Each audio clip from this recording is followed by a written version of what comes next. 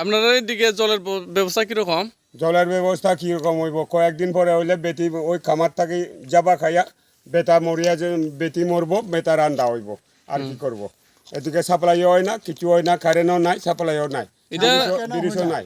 এই ব্যাপারটি নিয়ে আপনারা এমএলএ এমডিসির কাছে কোনো অভিযোগ করছেন? এমএলএ এমডিসির কাছে সবে ওইয়া ওই জানাইছেন তুমি? জানাইয়া টানাইয়া যত ইয়ে করছে তবু হয় না। পাইছি ফাইলে কি হইব, নাই যে নাই সারা হইতেছে না। দিব দিব এটি নিয়ে আপনি সরকারের কাছে কি বার্তা দিতে চান?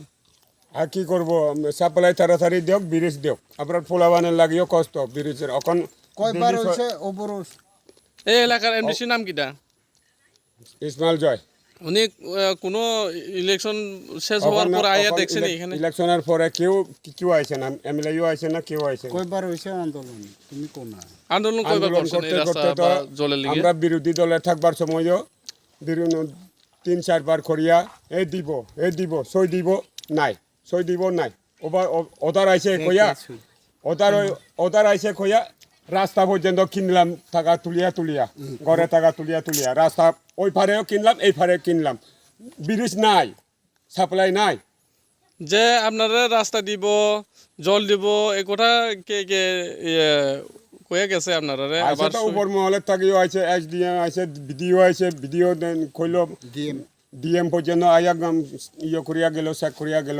এরপরে সই দিছে, দিব নাই। আপনার নামটা কিটা? আমার নাম বিমল চাকমা। কোন পাড়া এটা? দেবেন্দ্র খারবাড়ি পাড়া। আপনি কে এই এলাকা এই গ্রামের বাসিন্দা? এই গ্রামের বাসিন্দার। কয় বছর হইছে? এখানে আমি 2012 থাকি বসবাস করছি। আমার মায়ে বিয়া হইলে অন্ধ। এরপরে নদীত গেলে সেই চোখে দেখে না, কিছু দেখে না, মাটি যাবা খাইয়া পড়লে আমি রান্দা। এই অত দোকান আমার।